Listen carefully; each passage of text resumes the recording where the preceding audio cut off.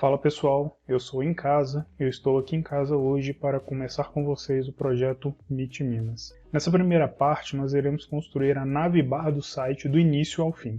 Então já deixa o seu like, se inscreva no canal para você não perder os próximos vídeos dessa série e para fortalecer a produção de conteúdo dev no Brasil. Sem mais delongas, bora codar um cadinho. Então pessoal, eu já estou aqui com os meus starter files do projeto Meet Minas baixados, né? Lembrando que a gente baixou eles na aula 1. O que falta agora é eu abrir essa pasta dentro do Visual Studio Code. Então vou vir aqui em File, Open Folder, vou vir aqui na área de trabalho, que foi onde eu salvei essa pasta. Vou dar 2 cliques nela, Meet Minas Starter Files, e vou clicar aqui em Selecionar Pasta. O Visual Studio Code vai abrir aqui para mim, caso ele não mostre aberto no seu aí, como ele não está mostrando no meu, só você vir aqui, ó, clicar aqui. Agora eu vou ativar o meu Live Server. Eu vou vir aqui, ó, vou clicar nesse botão Go Live, ele vai abrir o Live Server aqui para mim. Então vamos lá, arrumar isso aqui, né? Vou clicar aqui no meu index.html. Para eu poder fechar isso aqui, eu dou um Ctrl B. Aqui no meu index.html, ele já tem a estrutura básica de um documento HTML, com as tags HTML, head, title, body, definidas já. Só que tem algumas coisas aqui que eu quero explicar para vocês. Basicamente é isso daqui, ó. Essas primeiras linhas aqui, elas estão carregando o reset do nosso projeto. A função desse arquivo reset é resetar as propriedades dos elementos, já que muitos desses elementos eles já possuem propriedades pré-definidas. Então ele faz com que a gente não tenha nenhuma margem, nenhum padding, nada que o navegador ele insira ali diretamente no documento HTML. Essas linhas aqui, ó, elas vão carregar a fonte que a gente vai utilizar no nosso projeto. Essas duas linhas aqui, elas carregam uma outra fonte, só que dessa vez é uma fonte de ícones, que chama fonte Awesome, que ela tem alguns ícones aí que a gente vai utilizar no nosso projeto, como o ícone do menu hambúrguer, ícones a logo do Facebook, do Instagram, do Twitter. Aqui a gente carrega o nosso arquivo de estilos e aqui o nosso arquivo de scripts. Esse daqui eu vou explicar para vocês no devido momento, mas esse de estilos eu já quero mostrar ele para vocês, que eu vou utilizar ele daqui a pouco. Aqui dentro, ó, já tem a estrutura do nosso projeto, né? Então aqui você tem essas primeiras linhas aqui, elas alteram a forma como a largura e a altura dos elementos ela é calculada. Elas fazem com que os valores de altura e largura eles incluam os valores das propriedades padding e border. Assim fica mais fácil ali da gente poder ajustar os elementos na tela. Aqui embaixo a gente tem as variáveis que a gente vai utilizar no nosso projeto e elas estão dentro dessa pseudoclasse root. Essa pseudoclasse root, ela representa o nível mais alto de um documento HTML. Ela é idêntica ao seletor HTML, só que ela tem uma especificidade mais alta ainda que o HTML, ok? Então vamos lá. Aqui dentro das tags body, eu vou começar aqui a criar a estrutura da nossa navbar. Vou colocar assim, porque aí você vai vendo o resultado aqui, e eu também, né? Então eu vou vir aqui e vou criar header. Quando eu digitei header aqui, o Visual Studio ele já vai me mostrar aqui o autocomplete. Só dá um tab e ele completa para mim o elemento. Aqui dentro, aqui no header, eu vou colocar o ID home. Aqui dentro do meu header eu vou ter essa tag nave com a classe navbar e aqui eu vou ter uma div que vai ser o nosso bloco navbar header. Dentro de navbar header eu vou ter aqui a logo. Se eu der Ctrl S ele já vai até mostrar a logo ali para mim. Vou colocar aqui Meet Minas e essa logo ela vai ter essa classe navbar header logo. Talvez você esteja estranhando a forma como eu estou nomeando essas classes CSS. Nesse projeto eu estou utilizando uma metodologia CSS conhecida como BEM. O objetivo dessa metodologia é tornar o nosso código CSS simples de ser mantido, fazendo com que o desenvolvedor ele consiga trabalhar sem muitas dificuldades em qualquer tipo de projeto. Se você quiser saber mais sobre essa metodologia, tem um site aqui, o getben.com. Basicamente você tem 3 tipos de classe, né? Que é o bloco, o elemento e o modificador.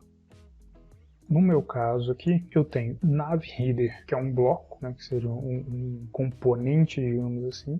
Essa logo aqui, ela é um elemento desse bloco navHeader, navbarHeader. Para eu poder indicar que é um elemento, eu coloco esse underline, underline, nome do elemento, e aqui desse lado aqui você tem o bloco ao qual esse elemento faz parte. Continuando, então, aqui dentro eu vou ter outro elemento, que vai ser o menu hambúrguer, que vai ficar aqui do lado.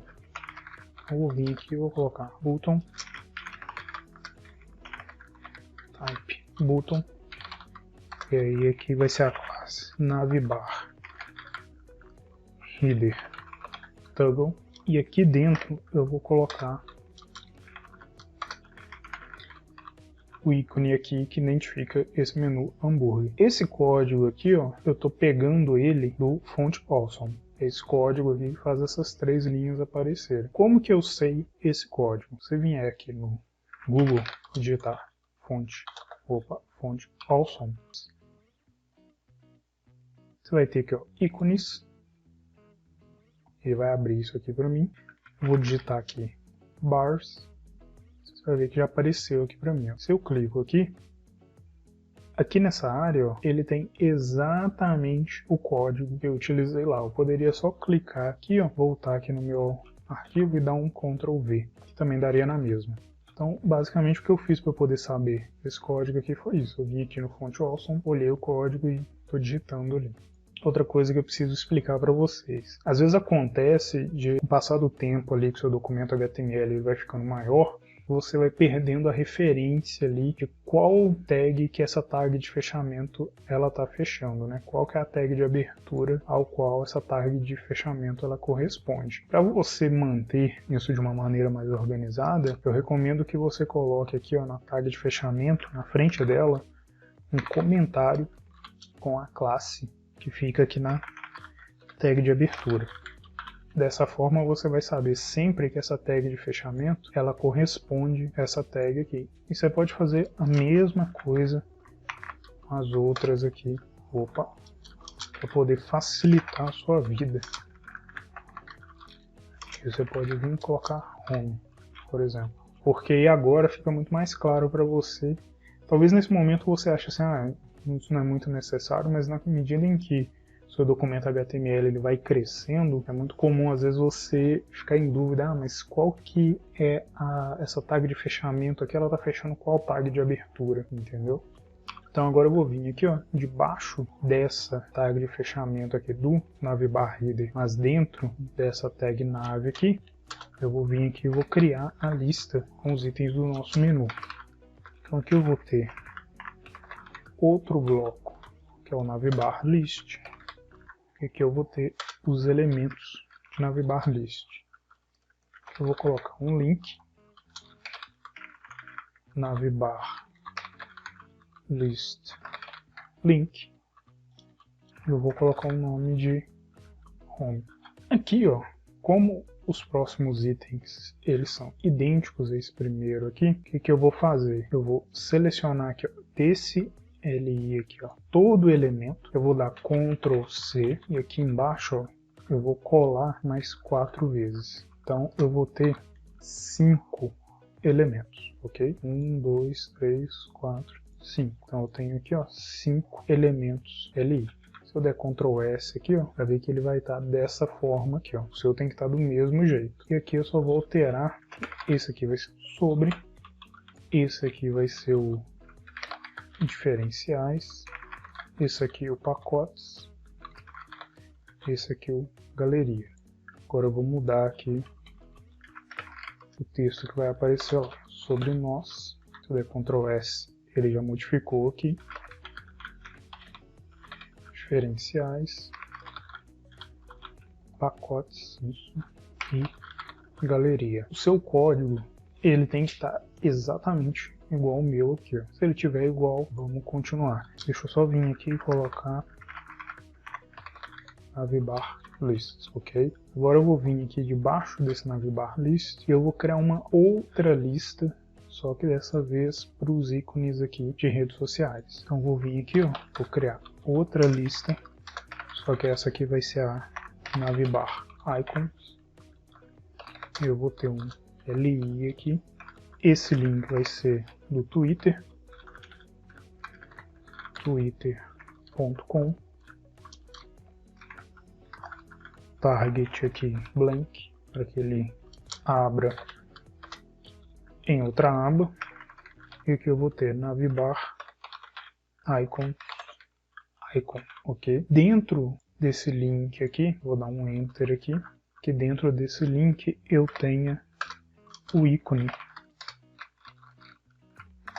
do Twitter, a logo do Twitter, na verdade, né? Então, opa, eu der Ctrl S aqui, ela já vai aparecer aqui para mim. E aí aqui eu posso fazer a mesma coisa que eu fiz antes.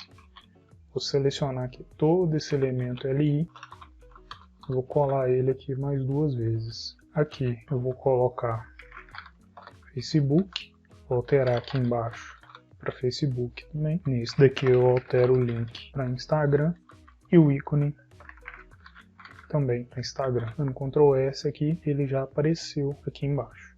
A sua estrutura, ela tem que estar semelhante à minha aqui. Só uma coisa, aqui ó, a gente adicionou esse ID Home aqui ó, para que quando o usuário ele clicar no botão Home, que é esse botão aqui que a gente clicou aqui ó, que a gente criou, ele leve o usuário para a sessão que estamos criando. A gente vai fazer isso em todas as próximas sessões. Por quê? Porque no futuro, lá na frente, ó, quando o usuário ele vier aqui, ele clicar em diferenciais, a gente vai mover ele para a sessão correspondente ao botão. Se ele clicar aqui em sobre nós, ele vai para o sobre nós. Se ele clicar em home, eu mando ele para cá. É por isso que aqui ó, eu já tenho esse ID home aqui, para a gente já ir criando ali esse campo para no futuro a gente criar essa funcionalidade. Okay? É por isso que você vê aqui ó, hashtag home, e aqui você tem o ID home. Hashtag que eu tô falando é isso aqui, né? Algumas pessoas chamam isso de cerquilha também, jogo da velha, por aí vai. Ok, agora a gente vai ir para o nosso CSS. Voltar aqui. Isso. Antes de irmos para as regras específicas dessa seção que a gente está criando aqui, da nossa navbar, a gente vai definir algumas regras gerais. Aqui dentro, ó, de estilos gerais, eu vou criar uma regra que ela vai facilitar a gente trabalhar com a unidade rem. É essa daqui, ó. No meu HTML, eu vou dizer que a propriedade font size ela tem o valor 62,5%. O que é esse 62,5% aqui? Um rem, deixa eu abrir isso aqui.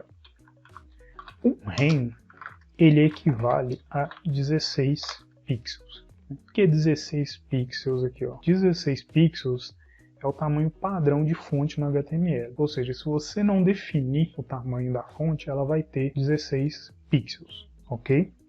Se você definisse esse tamanho da fonte para, por exemplo, 12 pixels, um rem ia valer 12 pixels. Se você definisse o tamanho da fonte aqui do seu elemento HTML para 10 pixels, um rem ia valer 10 pixels. O que a gente está fazendo aqui? Eu estou dizendo que o tamanho da minha fonte vai ser 62,5%.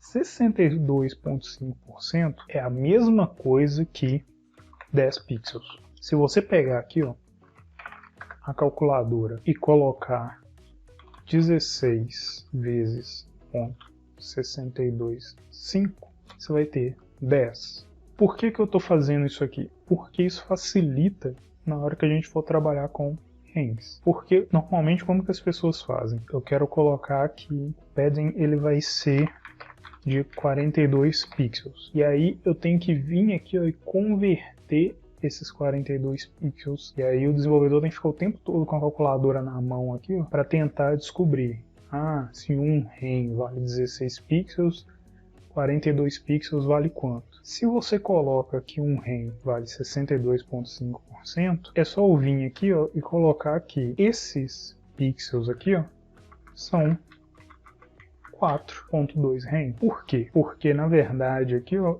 a quantidade de pixels você sempre vai dividir por 10. Então se eu tenho 42 pixels aqui, esse valor em REM vai ser 4.2 REM. Para que eu saiba quanto que é 4.2 REM em pixels, ou se eu colocar aqui, por exemplo, 2.4 REM, também é muito mais fácil, é só multiplicar isso por 10, ou seja, 2.4 REM vai ser 24 pixels. É muito mais fácil trabalhar com um REM sendo igual a 10 pixels do que com um REM sendo igual a 16 pixels.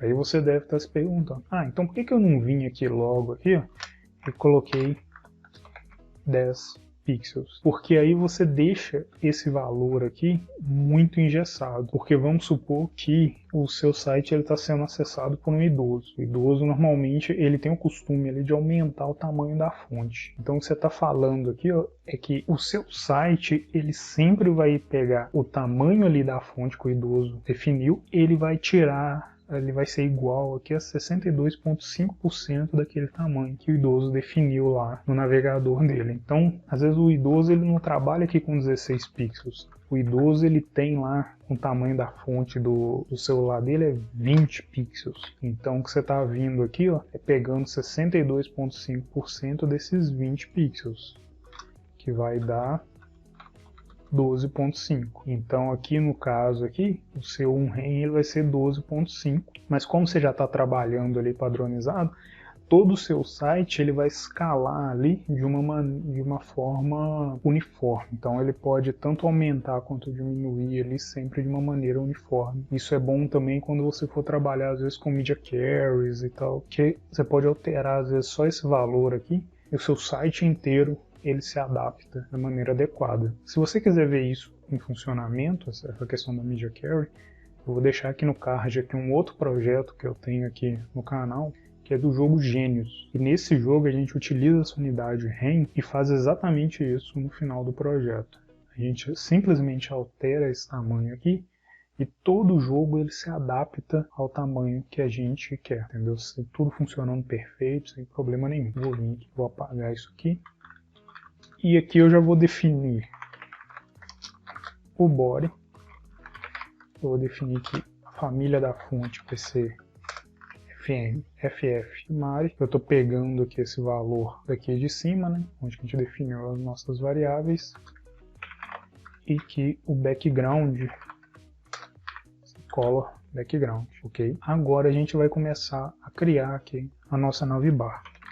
Então eu vou vir aqui, ó, e vou começar definindo que a posição nossa navbar vai ser fixed, ou seja, ela sempre vai ficar no topo da tela, que a cor de fundo dela vai ser a mesma do fundo do site, que a largura vai ser 100%, que ela vai ter um padding de 1.6 REM e uma sombra Dark Shadow. Vai ver que ela já aparece aqui, ó. Só lembrando, pessoal, que todos esses valores aqui, ó, a gente pegou antes do Figma, com o layout do nosso projeto. Se você quiser ter acesso a esse layout, eu te convido a acessar o nosso clube de membros aí, onde você pode acessar esse layout, um e-book desse projeto e diversas outras coisas aí, o código-fonte completo do projeto, código-fonte comentado. Então vou vir aqui, ó, e agora eu vou customizar o meu navbar header, que é essa área aqui, ó, onde tem a minha logo e o meu botão hambúrguer. E aqui eu vou colocar navbar header display flex, quer dizer que ele é um flex container. E aí você pode ver que os elementos já ficaram alinhados, né? O S aqui. Eu vou separar eles, eu vou colocar cada um em um canto da tela. Opa. E eu vou dizer que eu quero eles alinhados no centro, verticalmente. Feito isso, agora eu vou customizar esse botão aqui. Ele tem associado a ele essa classe navbar header toggle. Então eu vou vir aqui, ó. Vou colocar navbar header toggle. Vou falar que o background é transparente, que a borda também é transparente, eu quero ele sem borda. O tamanho da fonte 3.2 Rain. Pode ver que ele já aumentou aqui. A cor vai ser esse verde medium aqui. Se eu passar o mouse aqui em cima, o cursor ele não muda, né? Eu vou colocar aqui cursor pointer. Quero que ele vire aqui essa mãozinha que normalmente aparece quando você passa o mouse em cima de um botão. E eu vou colocar aqui a propriedade transition, o valor aqui dessa variável transition.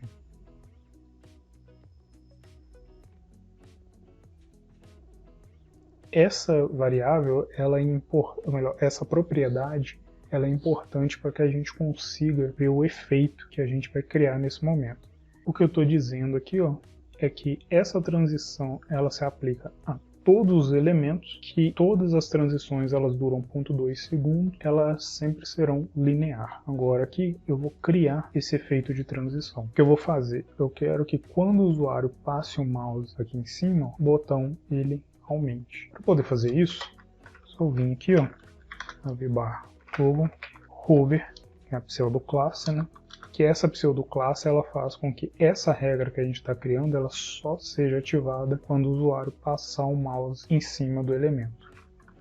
Eu vou alterar aqui propriedade transform, dizer que ele tem que escalar 1.2. Quando eu passo o mouse aqui em cima, ó, o botão ele cresce um pouco. Então agora eu vou criar a regra que vai customizar o nosso menu aqui. Vou vir aqui, ó, eu vou utilizar essa classe aqui, eu vou vir aqui, ó, navbar list link. Eu vou colocar o tamanho da fonte como 1.6 Rain. Eu vou dizer que essa fonte ela tem um peso de 900. Padding superior, inferior, da esquerda da direita de 1.6 Rain. Que todas as letras, todas as palavras na verdade, né, elas começam com letra maiúscula. A cor black. E aqui também eu vou colocar a propriedade transition. Agora a gente precisa criar um feedback visual aqui do usuário, passar o mouse em cima de um desses itens do menu. Então eu vou colocar aqui, ó, navbar list link hover.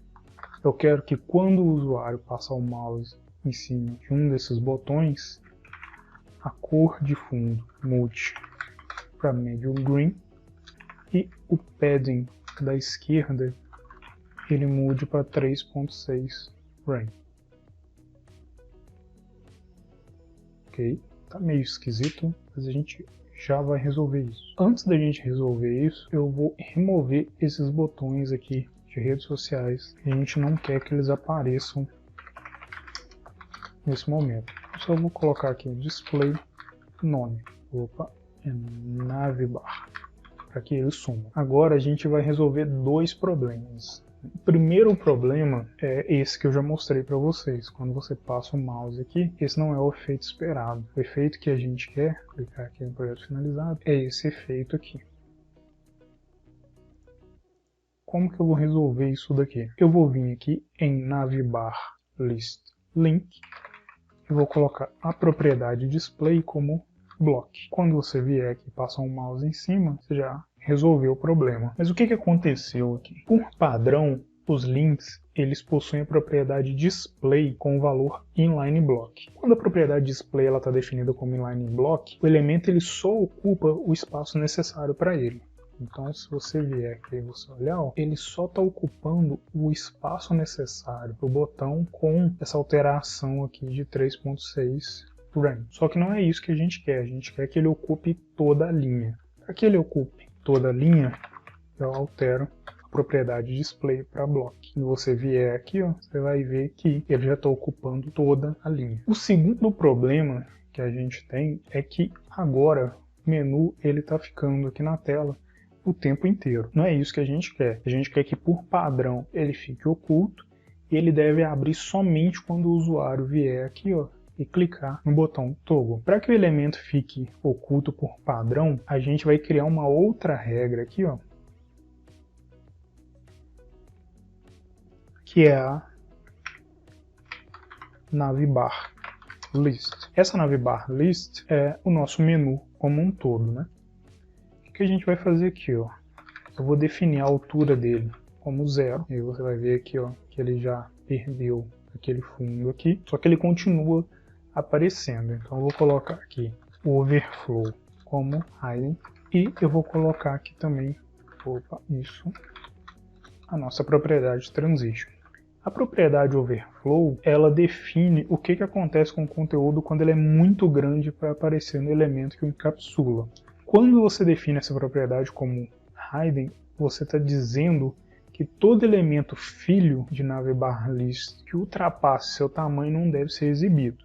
Então, por padrão, ele exibe aqui, ó. Como eu defini a altura como 0, né, esses botões aqui, eles ultrapassam o tamanho do meu menu, mas eles continuam aparecendo. Quando eu coloco overflow hidden, né, não sei como que se pronuncia isso, ele oculta os elementos que ultrapassam o tamanho do elemento pai. Só que agora a gente precisa criar uma regra que ela vai ser responsável por fazer o menu aparecer quando o usuário vir aqui e clicar no botão toggle. Eu falei para vocês que o bem ele é constituído de 3 coisas, né? Bloco, elemento e modificador. Agora a gente vai criar uma regra que ela modifica esse nosso bloco aqui. Essa regra vai ser a navbar list traço traço. Quando você coloca traço traço aqui você indica que é um modificador show links. É o que vai fazer com que o nosso menu ele apareça quando o usuário clicar aqui. Vou vir aqui e vou alterar o tamanho de navbar list, que é um 0 a 0 para 25 rand. O que a gente vai fazer no futuro? Quando o usuário vier aqui clicar, eu vou pegar esse modificador aqui, ó, e vou adicionar ele aqui usando o código, porque aí ele vai fazer com que o menu apareça. Quando o usuário clicar de novo, eu vou remover esse modificador também usando o código. Ele vai sumir da tela. Agora a gente precisa criar as media carries que vão customizar o nosso menu para telas maiores, né? Se você aumentar a tela aqui agora, ó, você vai ver que o menu ele fica sempre da mesma forma, além de a navbar, né? Ela fica sempre da mesma forma, além de que os botões aqui estão aparecendo. Então a gente vai vir aqui, ó. Eu vou abrir console aqui, deixa eu abrir esse console apertando F12, deixa eu colocar ele aqui embaixo. Se você aumentar e diminuir a sua tela, você vai ver que aqui em cima, no canto superior direito, aparece a largura da tela. Então eu vou vir aqui, eu vou definir que aqui, ó, mais ou menos. Quando a tela ela chegar nesse tamanho aqui, ó, 992 mais ou menos, eu vou alterar esse comportamento. A primeira coisa que eu vou fazer aqui, ó, eu vou criar uma media carry, media screen em width 992 pixels. O que eu estou dizendo aqui, ó? Todas as regras que eu criar aqui, elas só serão ativadas em telas que tenham um tamanho maior ou igual a 992 pixels na largura. A primeira coisa que eu vou fazer aqui é sumir com o nosso botão hambúrguer. Navbar toggle display none, com que o nosso botão hambúrguer ele desapareça. Segunda coisa que eu vou fazer aqui, alterar a nossa navbar list para alto, fazer com que ela apareça aqui e transformar ela em um flex container, para que os itens do menu eles fiquem um do lado do outro. Agora eu preciso que esses itens aqui do menu eles vão aqui para cima. Ó. Como que eu vou fazer isso? Transformando a nossa navbar em um flex container. Só lembrando que tudo isso que eu estou fazendo aqui, ó, quando eu diminuo o tamanho da tela, já some, certo? Isso aqui só vale para telas que têm um tamanho mínimo de 992 pixels de largura. Então agora eu vou vir aqui, ó, e vou transformar o nosso bloco navbar, esse bloco grande aqui, ó, que pega todos os elementos aqui, todos os blocos menores, né, na verdade, da nossa navbar, né, eu vou transformar esse bloco em um flex container. Quando der Ctrl S, você vai ver que o nosso menu já subiu aqui. Só que eu não quero ele dessa forma, eu quero separar a logo desse menu. Então eu vou vir aqui, ó, Justify Content, Space Between, já coloquei o menu para lá. E eu vou aproveitar e vou dizer que eu quero eles centralizados verticalmente. Além disso, eu vou vir aqui e vou colocar um padding também. 0.8 REM superior e inferior e 1.6 REM à esquerda e à direita. Só que eu ainda tenho um problema para poder resolver aqui. Ó. Quando você passa o mouse em cima dos links do menu, a tela maior, né, ele aparece esse efeito aqui, que não é esse efeito que a gente quer. A gente quer esse efeito daqui. Então como que a gente vai resolver isso? A gente vai começar removendo o efeito atual, definindo o background como none, que você já removeu a alteração ali na cor de fundo, e mantendo o padding da esquerda como 1.6 REM. Lembrando que a gente tinha definido para que em telas menores aqui, ó, ele alterasse para 3.6 REM, e que ele comece em 1.6 REM, quando o usuário passa o mouse em cima, ele muda para 3.6 REM. A gente vai dizer aqui que a gente quer que ele continue em 1.6 REM, só que agora a cor vai mudar para Color Medium Green. Você passa o mouse aqui em cima, ele muda somente a cor. Agora, se você olhar aqui na navbar finalizada, você tem os ícones aqui para redes sociais. A gente precisa voltar os nossos ícones. Então eu vou vir aqui, eu vou colocar navbar icons display flex, para que ele seja um flex container, os ícones apareçam um do lado do outro. Agora a gente precisa customizar os nossos links. Lembrando que, por que a gente não customizou os links antes? Porque em telas menores, esses links, esses botões, na verdade, né, para redes sociais, eles não aparecem. Como a gente está trabalhando com a metodologia Mobile First, primeiro a gente foca no mobile, e agora esses ícones ali para redes sociais, eles são relevantes ali em telas maiores, então agora que a gente vai trabalhar com eles. Se eles fossem importantes aqui em telas menores, né, a gente ia ter trabalhado com eles aqui nesse primeiro momento. Então eu vou vir aqui, deixa eu voltar o tamanho que estava antes. Eu vou colocar aqui navbar icons. Eu começo definindo a margem da direita como 1.6 REM, cor como Color Black, o tamanho da fonte como 1.8 REM, o peso dessa fonte como 900 e a transition. Por que a gente está colocando essa transição aqui? Para criar aquele efeito, quando o usuário passa o mouse aqui, ó, ele altera essa cor de uma forma mais suave, para que não seja algo brusco, né? Então vamos fazer essa alteração agora. Eu vou criar outra regra aqui,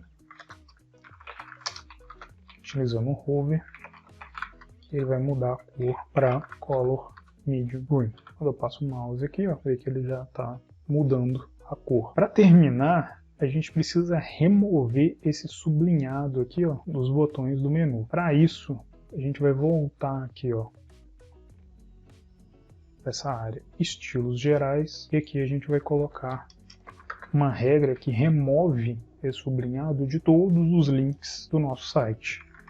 A gente vai utilizar essa propriedade aqui, ó, text decoration nome. Com isso a gente remove os sublinhados aqui dos links dos nossos botões. Então agora, ó, você tem a nossa navbar customizada aqui para telas menores. Quando você aumenta aqui, ela já se adapta para telas maiores também.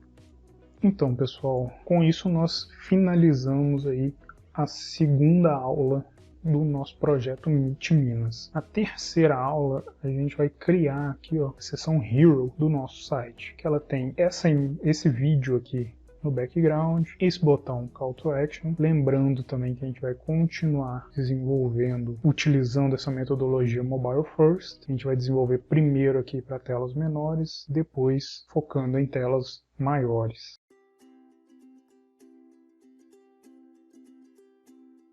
Então, pessoal, primeiro para casa aqui do nosso projeto. Antes eu quero explicar para vocês como que deve ser o estudo, né, para vocês poderem fixar esse conteúdo. Lembrando que isso aqui é uma sugestão Você pode tentar adaptar isso aqui, ou caso você se sinta mais confortável com outra forma de estudar, a escolha é sua. Então, como que eu sugiro que você estude? Você vai assistir essa aula completa 2 vezes fazendo junto comigo. Depois você vai tentar fazer sem acompanhar a aula e só voltar aqui quando não conseguir resolver algum problema. Então, qual que é o para casa dessa semana? Primeira coisa que eu quero que você faça é pesquisar sobre a tag vídeo. O HTML tem uma tag que é essa tag vídeo aqui, ó. Quero que você pesquise sobre essa tag. Segunda coisa é, usando apenas a tag vídeo, como que a gente pode fazer com que o vídeo toque assim que a página for aberta, sem som e em loop. O que é em loop? Assim que o vídeo acaba, ele começa de novo. Ele acaba, começa de novo, ele acaba, começa de novo. Como que a gente consegue fazer essas 3 coisas utilizando somente a tag vídeo? Como que você vai entregar esse para cá? Para casa ele deve ser entregue nos comentários desse vídeo, fazendo um comentário com a sua resposta ao para casa da semana e, além disso, você deve avaliar a resposta de pelo menos 3 colegas. Você vai dar um feedback positivo ou um like, né, se você quiser também, caso você tenha gostado da resposta dele, ou um feedback construtivo, caso você ache que faltou alguma coisa ou que a resposta contém alguma informação equivocada. Observação: não ofenda o coleguinha. Lembre-se que estamos aprendendo juntos aqui e que a melhor forma de se aprender alguma coisa é ensinando e não ofendendo. Ai, ai, ai, hein? Não vai ofender o seu coleguinha. Espero que isso fique claro.